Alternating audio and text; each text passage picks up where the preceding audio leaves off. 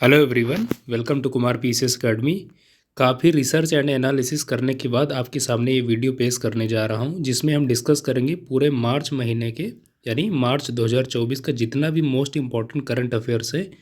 और ये जो फैक्ट्स आपके सामने हम रखने जा रहे हैं एग्ज़ाम के पॉइंट ऑफ व्यू से वेरी रिलीजियस फैक्ट्स हैं। इनको आप अच्छे से ज़रूर देखिए और नोट्स में अपने शामिल कर लीजिए। निश्चित ही आगामी एग्जाम्स में यहाँ से ज़रूर सवाल देखने को मिलेंगे, तो वीडियो बहुत इंपॉर्टेंट है, पूरा ज़रूर देखिएगा। आप सबसे एक रिक्वेस्ट रहती है कि अगर आप चैनल पर पहली बार विजिट किए तो लाइक सब्सक्राइब शेयर कर दीजिए, ताकि कोई और इस वीडियो को देखे तो उसका भी दिन बन जाए। चलिए शुरू करते हैं। जैसा कि आपको पहले बताया गया, इस वीडियो में हम चर्चा करेंगे मार्च महीने के संपूर्ण करंट अफेयर्स के बारे में, जिसमें मोस्ट इंपॉर्टेंट करंट अफेयर्स हम चर्चा करेंगे। पहला फैक्ट्स, पहला सवाल आप देख रहे हैं दोस्तों, दिस वन। प्रवर्तन निदेशालय की स्थापना हुई थी मार्च के महीने में, इसकी चर्चा बहुत थी। प्रवर्तन निदेशालय, और लगातार ये सुर्खियों में रहती है ये एजेंसी, तो इम्पॉर्टेंट है एग्जाम के पॉइंट ऑफ व्यू से, राइट। इसकी स्थापना पूछी जा रही है। चार ऑप्शंस दिए गए, 1951, 1952, 1955 और 1956। दोस्तों इसकी स्थापना होती है वर्ष 1956 में। Option number D is the correct answer, right. प्रवर्तन निदेशालय, जिसे आप शॉर्ट में ईडी बोलते हैं, राइट। इससे रिलेटेड जो भी और एग्जाम के पॉइंट ऑफ व्यू से जो फैक्ट्स हैं उनको देख लेते हैं। सबसे पहले आपको मालूम होना चाहिए ईडी का फुल फॉर्म क्या होता है इन इंग्लिश। तो ईडी का फुल फॉर्म होता है इन्फोर्समेंट डायरेक्टरेट। इन्फोर्समेंट डायरेक्टरेट, जिसे हिंदी में आप बोलते हैं प्रवर्तन निदेशालय। Alright, next. आप जानते हैं जो प्रवर्तन निदेशालय जिसे आप ईडी कहते हैं, ये बेसिकली क्या है? It is a law enforcement agency. ये भारत सरकार की वित्त मंत्रालय के तहत आने वाली एक क्या है? Law enforcement agency. आपसे ये भी पूछा जाता है ये किस मंत्रालय के अंदर फॉलो करती है, तो आप बताएंगे ministry of finance. Ministry of finance के तहत ये फॉलो करती है। और मिनिस्ट्री ऑफ फिनांस का जो एक सेपरेट आप देखेंगे डिपार्टमेंट है, जिसे आप बोलते हैं डिपार्टमेंट ऑफ रेवेन्यू, उस विभाग के तहत ये फॉलो करती है ईडी। आप ध्यान रखेंगे। हेडक्वार्टर पूछा जाए तो इसका हेडक्वार्टर आप ध्यान रखेंगे कहाँ पर है? न्यू दिल्ली में। नई दिल्ली में ईडी का मुख्यालय देखने को मिलता है, राइट। इसके फंक्शंस अगर बात की जाए, इसके फंक्शंस क्या है, तो इसके मेनली 4-5 फंक्शंस है, आप देख लेंगे। सबसे मेन इंपॉर्टेंट जो इसका फंक्शन क्या है, तो कुछ इंपॉर्टेंट जो आपके यहाँ एक्ट है उनको जो है इम्प्लीमेंट करवाने का काम ये एजेंसी देखती है। जैसे कि PMLA एक्ट 2002 का, जिसे आप बोलते हैं prevention of money laundering act 2002, जो 2002 में जो लाया गया था, इसको इम्प्लीमेंट करने का काम किसके तहत किया जाता है? ईडी के तहत। दूसरा एक्ट क्या है? दूसरा एक्ट है जिसे आप बोलते हैं फेमा, राइट। फेमा एक्ट 1999 का, 1999। फॉरेन एक्सचेंज मैनेजमेंट एक्ट 1999 का है। इसको इम्प्लीमेंट करवाने का काम कौन एजेंसी करती थी? ईडी। नेक्स्ट है फेरा। फेरा फेरा जो कि लाया गया था 1973। फेरा का मतलब होता है फॉरेन एक्सचेंज रेगुलेशन एक्ट, आप ध्यान रखेंगे, राइट। तो ये 3 इंपॉर्टेंट एक्ट हो गए। नेक्स्ट देख लेंगे। नेक्स्ट एक है जो वर्ष 2018 में लाया गया था भारत सरकार के द्वारा, जिसे आप बोलते हैं फ्यूजिटिव इकोनॉमिक ऑफेंडर्स एक्ट 2018 का। फिर से देख लेंगे, फ्यूजिटिव इकोनॉमिक ऑफेंडर्स एक्ट 2018 का, जिसे आप बोलते हैं आर्थिक भगोड़ा अधिनियम, राइट। ऑफेंडर, आप जानते हैं मेहुल चौकसी और नीरव मोदी की जो घटनाएं हुई थी उसके बाद ही ये एक्ट लाया गया था, फ्यूजिटिव इकोनॉमिक ऑफेंडर्स एक्ट 2018। तो ये बेसिकली जो 4-5 आपके एक्ट हैं इनको इम्प्लीमेंट करवाने का काम कौन करती है? ईडी। और बेसिकली आप देखेंगे जो इकोनॉमिकल जो क्राइम होते हैं, राइट, उनको जो है ये कंट्रोल करने का, कर्टेल करने का काम करती ईडी। तो इम्पोर्टेंट एजेंसी, आप ध्यान रखेंगे। जितने फैक्ट्स हमने आपको बताए तो ये जो है एग्जाम के पॉइंट ऑफ व्यू से इंपॉर्टेंट है, राइट। चलिए बढ़ते हैं नेक्स्ट क्वेश्चन पे। नेक्स्ट है दिस वन, नागरिकता संशोधन अधिनियम, जिसे आप बोलते हैं CAA। नागरिकता संशोधन अधिनियम कब लाया गया था? 2019 में, राइट। किस देश के नागरिकों पर लागू होता है? ये ध्यान रखेंगे, वेरी इंपॉर्टेंट ये जो है क्वेश्चन होने वाला है, राइट। सबसे पहले आपको ध्यान रखना है कि जो CAA 2019 का, इसने एक इससे पहले का, चूंकि अमेंडमेंट आप देख रहे हैं अमेंडेड है, तो इससे पहले कोई कानून रहा होगा, उसने इसको जो है इसने उसको जो अमेंड किया, तो पहले कौन था आपके यहाँ? नागरिकता अधिनियम कौन था? 1955 का था।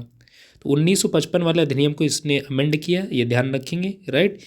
जो 2019 का कानून है इसमें ये बताया गया कि हिंदी, राइट, हिंदी मतलब Hindu, right, Hindu, Sikhs, Buddhist, right, Jain, Parsis या फिर क्रिश्चियन, ये जो कम्युनिटी के लोग हैं इनको वर्ष 2014 तक अगर भारत में इन्होंने जो माइग्रेट किए थे कुछ पार्टिकुलर कंट्रीज से, उनको जो है नागरिकता प्रदान करने की बात करता है। तो ये आपसे पूछा जा रहा है किन देश के नागरिकों पर लागू होता।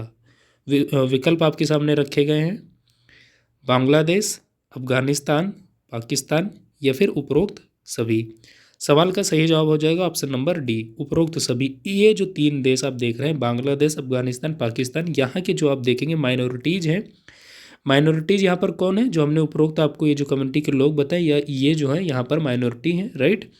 तो इन देश के लोगों को नागरिकता देने की बात कही गई। आपको ध्यान रखने हो इसमें जो यहाँ पर इस्लाम धर्म के जो लोग हैं उनको एक्सक्लूड किया गया, वो इसमें शामिल नहीं है। मुस्लिम कम्युनिटी के लोग इसमें शामिल नहीं है, आप ध्यान रखेंगे, right. Does not allow to Muslim from these countries, ये ध्यान रखेंगे, राइट। तो इस सवाल का सही जवाब क्या हो जाएगा, ऑप्शन नंबर डी 4। बढ़ते हैं नेक्स्ट क्वेश्चन पे।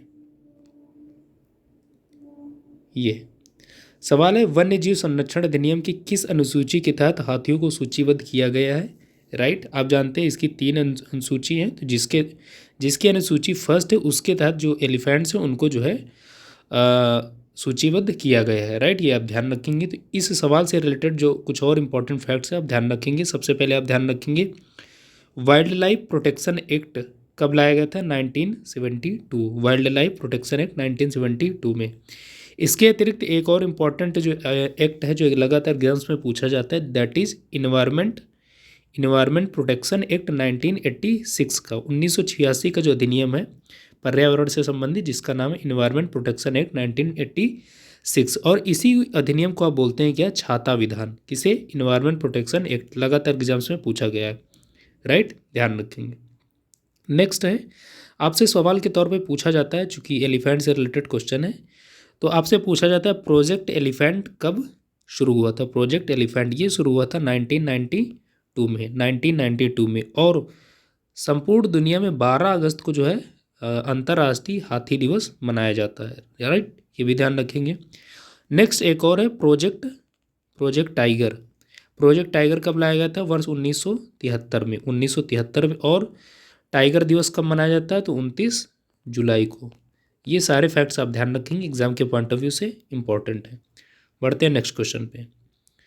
नेक्स्ट है, अंतर्राष्ट्रीय महिला दिवस 2024 की थीम क्या रही है। बहुत इंपॉर्टेंट है, ध्यान रखेंगे। सबसे पहले आपको मालूम होना चाहिए women day, international women day कब मनाया जाता है, तो मार्च की 8 तारीख को, यानी 8 मार्च को ये मनाया जाता है, ध्यान रखेंगे। सबसे पहली बार वर्ष 1911 में, कब, वर्ष 1911 में एक जर्मन लेडी रही हैं, ठीक है, उनका नाम था क्लारा जेटकिन। इन्होंने ही सबसे पहली बार संपूर्ण दुनिया में अंतर्राष्ट्रीय महिला दिवस की शुरुआत करी। वर्ष 1911 में कौन, क्लारा जेटकिन एक जर्मन लेडी रही, राइट। 8 मार्च को मनाया जाता है। इस वर्ष 2024 में इसकी थीम क्या रही, इंस्पायर इंक्लूजन मोस्ट इंपॉर्टेंट, आप ध्यान रखेंगे। नेक्स्ट क्वेश्चन है, वर्ष 2023 के लिए 33वां सरस्वती सम्मान दिया गया, किसे दिया गया, आप ध्यान रखेंगे। प्रभा वर्मा जी को ये अवार्ड जो है प्रदान किया गया 2023 का 33वां, आप ध्यान रखेंगे, क्रम ध्यान रखेंगे, किस क्रम का है, 33वां, प्रभा वर्मा जी को, राइट। नेक्स्ट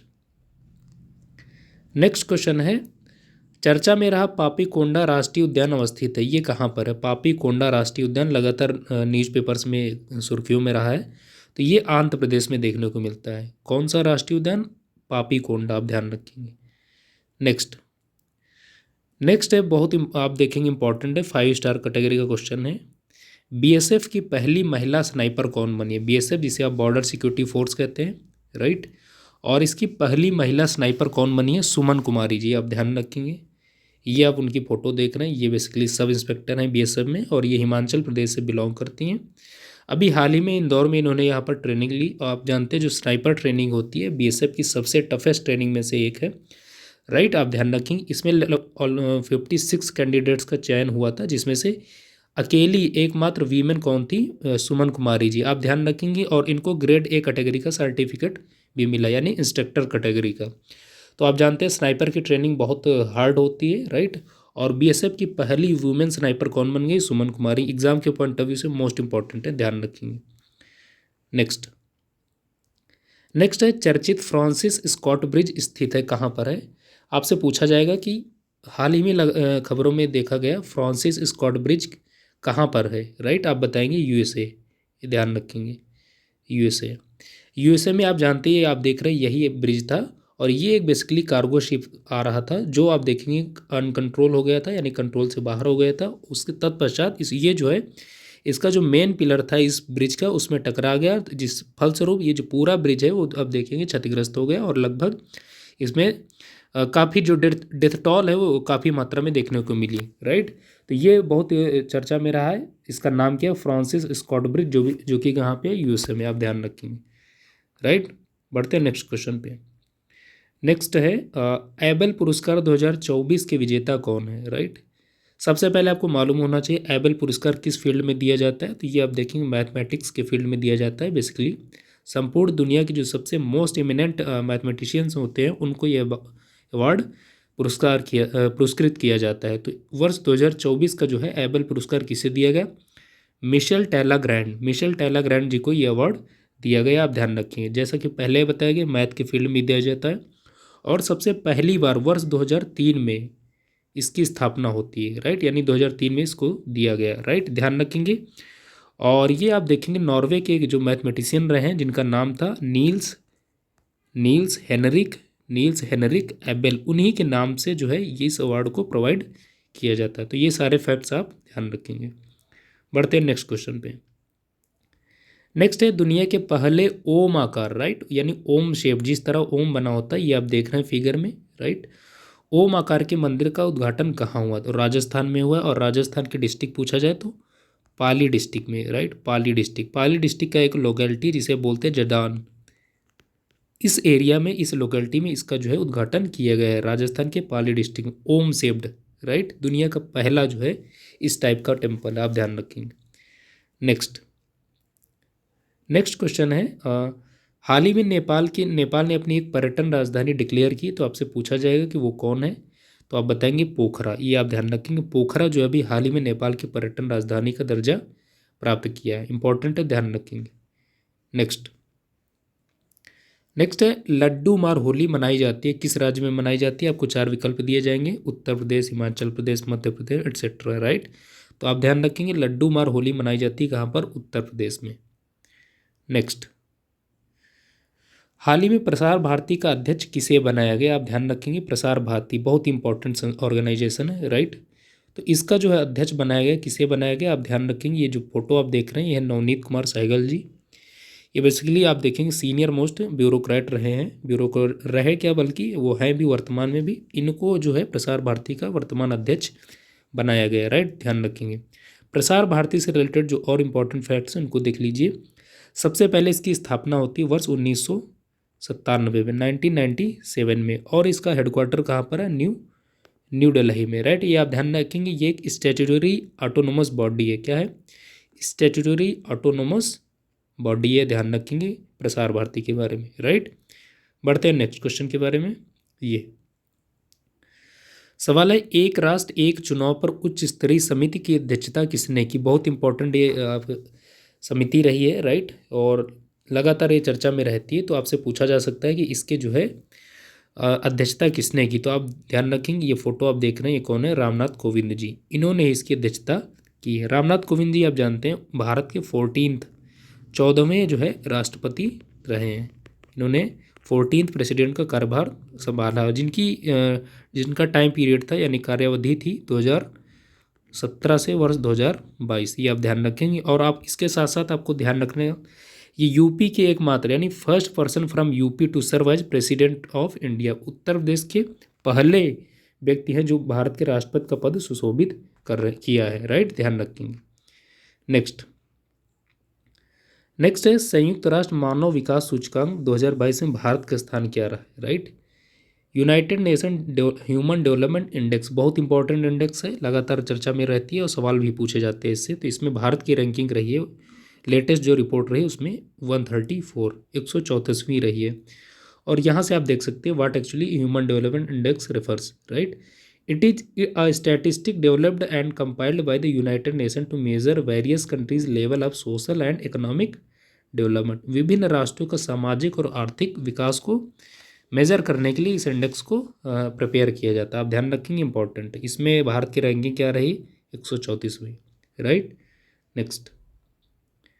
नेक्स्ट है, हाल ही में खबरों में रही सेला पास, सेला टनल जिसे कह सकते हैं, ये कहाँ पर स्थित है? ये ध्यान रखेंगे, अरुणाचल प्रदेश में, बहुत इंपॉर्टेंट है, राइट।